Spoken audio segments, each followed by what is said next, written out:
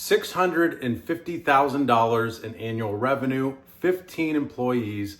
And I'll be honest with you, I would not have gotten to this point if it wouldn't have been for them. And I am so grateful for them. However, at one point in time, you're looking at the one and only employee. I was working at the bank 40 hours a week. After that, I would run off to jobs. I'd be up till like 1 a.m. I'd go to bed, go back to work, go do the accounts over and over and over again until eventually I was running myself into the ground. And to be honest with you, the biggest reason why, because I was simply afraid to hire people. And honestly, you're probably in the exact same position right now. You're probably afraid to hire people, and you tell me if what I'm about to explain to you resonates. I was afraid to hire because I didn't want to lose an account because they just couldn't clean like I do. Or because they steal from the account. Maybe they burn the entire building to the ground. Besides those things, I was afraid, honestly, for my own personal insecurities. I was like, you know what? Maybe my business isn't big enough. Maybe I don't have everything in place that I should. Maybe people are going to laugh at it. They're not going to respect me as a business owner. They're not going to take my business seriously. These were all fears that I had. And eventually, I just got to the point where I said, you know what? I can't keep running myself into the ground. I have to hire people. I have to figure this out. And we will just figure it out along the way. And eventually it worked. And obviously, I've got my hiring and my training process to where it's at now. I've had to refine it a little bit. But to be honest with you, it really hasn't changed much from when I first started. So the purpose of this video for you here today, I'm going to go through with you the major things, the three major things that really allowed me to grow my business to where it is at, to the point where, guess what? I finally have, time, freedom, money, freedom, all of these different things that really couldn't have been done without employees. Because guess what? If you don't have employees, all you have is a permanent job that you can't escape. So the very first thing, I'm going to be honest with you, and this should put your mind at complete ease, is that the majority of franchises do not have professional hiring systems.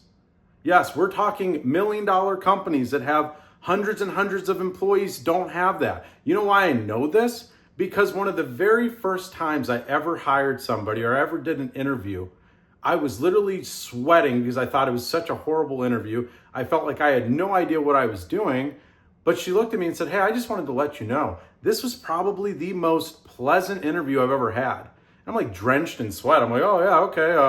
Well, why is that? And she told me because she had went to other interviews and she literally felt like she was the interviewer. They didn't ask her anything. They barely showed her the building. They barely went over expectations. None of that.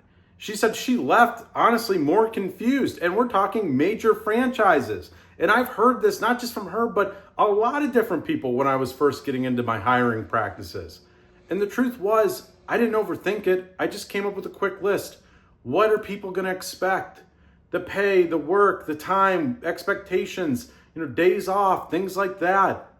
I'd walk them around the facility that they're going to clean, go over some things, talk to them about it, ask them questions, ask them if they have any questions, make sure that I could fill them in on things. Guess what? If I didn't know something, that's okay. And if you don't, that's fine. You might not have everything figured out. You just tell people, hey, you know what? That's an awesome question. I'm going to look into it. I'll make sure to give you an answer. You don't have to know everything. I sure didn't. I didn't have everything completely laid out. I did have things to a certain degree, but I just figured, what would people want to know?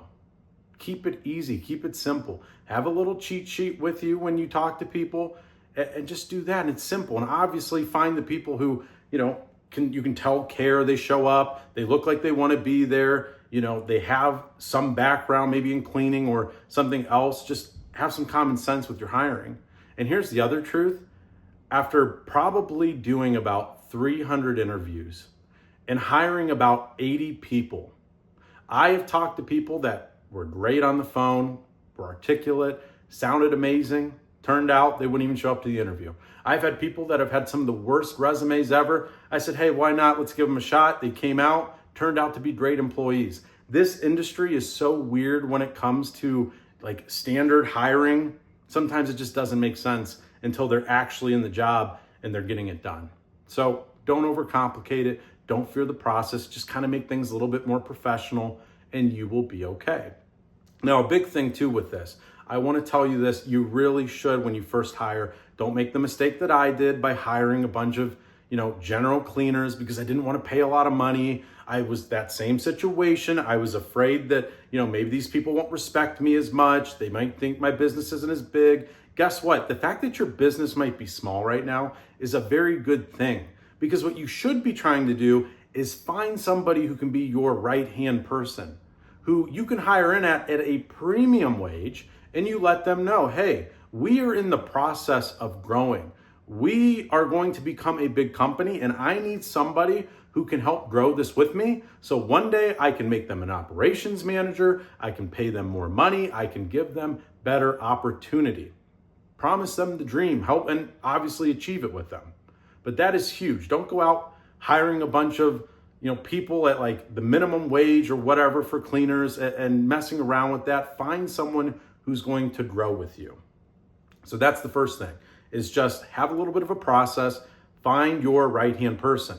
Second thing is finding someone who's a good person. Because if you remember in the previous story, I just said that literally I had people who could speak so well on the phone. I had one individual who was great.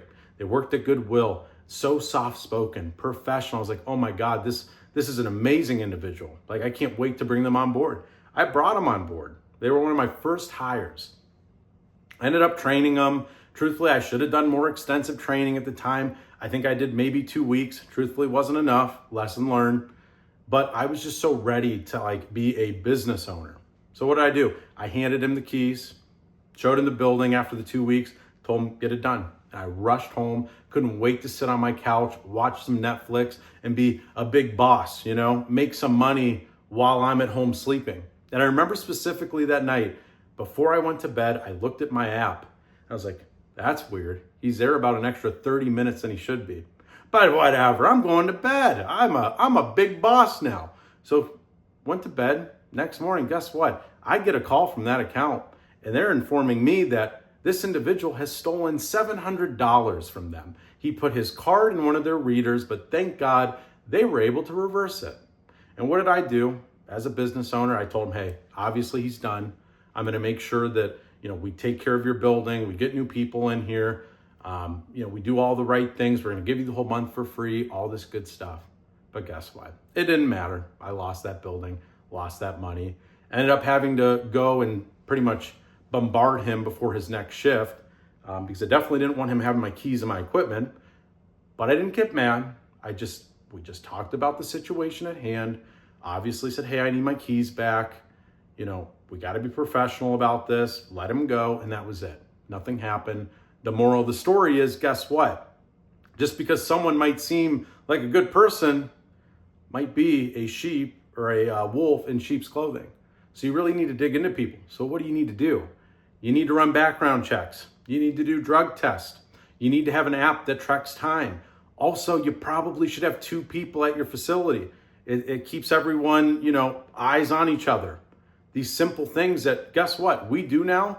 We don't have these kinds of issues. I don't go to bed at night wondering, buildings are going to burn down or things aren't going to be done or people aren't going to show up to work. Are they going to steal? Just by doing these simple things. So like I said, get those things, do your due diligence and your homework on people, and it will pay you tremendously. Now, lastly, one of my biggest golden rules that I had to learn the hard way. It's don't hire friends and family. And because here's the honest truth, most of your family probably don't want to see you succeed, aren't going to take you seriously. When you actually have to confront them on an issue, they're probably not going to want to hear it, and it's just going to create relationship problems. I've lost friends because of it. I've damaged relationships because of it. I'm telling you right now, do not do it. Same thing goes for who you hire. If you hire somebody, and they want to bring their brother and sister along, don't do it. You know why? Because guess what? Brother and sister, when they have, 4th of July party, you think they're both going to just want to work? You think they're both not going to want to have off? You see how we're causing problems? Or, if maybe one person has a car and one doesn't, and, they're driving together because they're related, it just causes you so many issues. Don't do it. Same thing with the friends. Some people, I hired a girl who had a really good friend. I really only knew her for, maybe a month, but she seemed like a good cleaner with a good attitude. Hired her friend. They were doing all these weird things, pretty much trying to entrap me. Ended up having weird private meetings that weren't private. They were actually, like, whether it was on the phone, they were usually on the other line, or if we did them in person, they'd end up telling me about, or they'd end up telling each other about it at the end. Completely just finding ways to manipulate what was going on to pretty much get things out of me. And at the end of the day, they moved on, they quit, they wrote a nasty review on Indeed. But guess what? Because I do things with integrity, I truly care about my teams. All I did was I asked the other 10, 15 people on our roster, hey guys, if you've enjoyed your experience, your work experience here at my company, please, could you go online, give us a review? And guess what? They all gave us good, positive, 5-star reviews.